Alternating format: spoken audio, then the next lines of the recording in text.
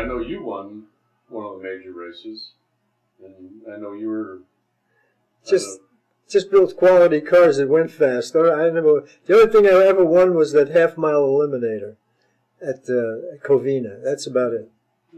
Because your cars were very fast. Yes. They were under a second. Yes. The unlimited car was under a second.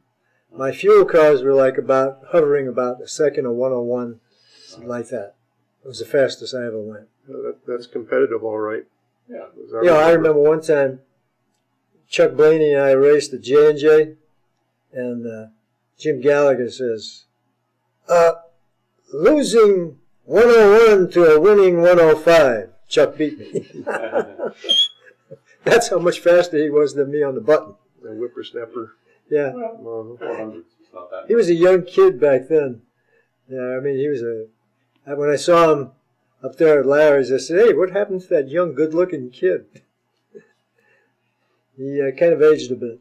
Well, as we all. Yeah, that was the situation with Ray, is that he was very slow. Oh, was he? Yeah, and it killed him because he had great cars. He was very competitive. Well, too bad I didn't race him. Exactly, but he wanted me to drive for him. And the rule was you could only enter, one car. You couldn't have two. So, I just more or less drove his cars in the drags and the dragster class, but I had stock cars and middle eliminators and things like that I ran as well. So, but today those times are like snail pace. Yeah, so I understand.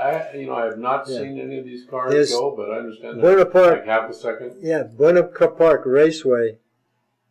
I think it's on Arnsdorf, maybe not. No, Catella. I think it's on Catella. I've been there. Any particular events or things or people that stand out in your mind?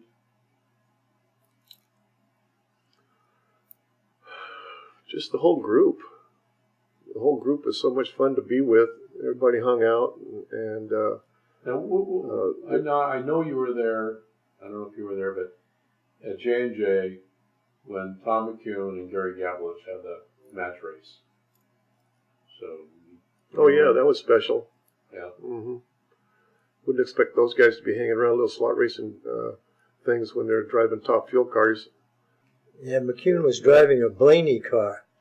That's a slot race. Yeah, slot racing track. Chuck made cars for Tom McCune. Yeah, I was there when Fred Kramer beat McCune to win the meet at J&J. Oh man! So yeah, Fred was fast on the button, and he had a pretty good car. In fact, I think I had low ET that night. I think I ran like a 105 or 6, and then finally at the end, Fred beat Tom McCune and lowered the ET by a hundredth of a second there. Went down to 1/100th of a second below my time. But he won the whole meet. Dang. I think I got beat by Blaney again. Your nemesis. Yeah. Yeah, well, that was it's kind of the apex of the whole thing.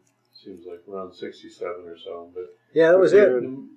Maldonado and I, probably some other guys, were gone, so we missed all that entirely. I never saw any of that. Yeah, I think I saw Maldonado once or twice toward the end of the thing, back in '67 or something like that, where it was the whole thing folded up. I think in about that year.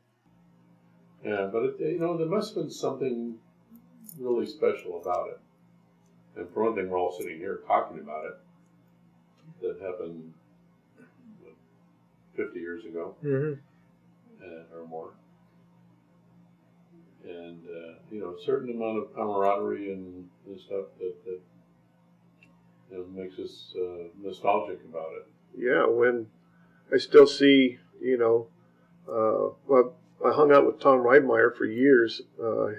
My shop was in Anaheim, his was in Fullerton, and used to go there all the time and bug him. And he made some things for me. We built a speedway bike together that I rode, And just like the sprint car, glad to say I never hurt myself or anybody else. I rode second division. That was good. The bike was perfect. Fit me.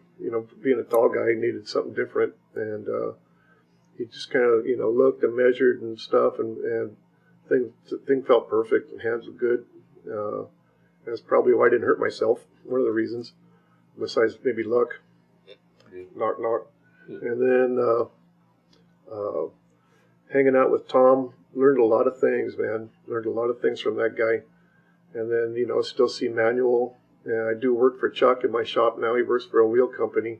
Whenever the little CNC machine makes a little boo-boo, I touch it up and they machine it and put it on the road or display, one or the other. And then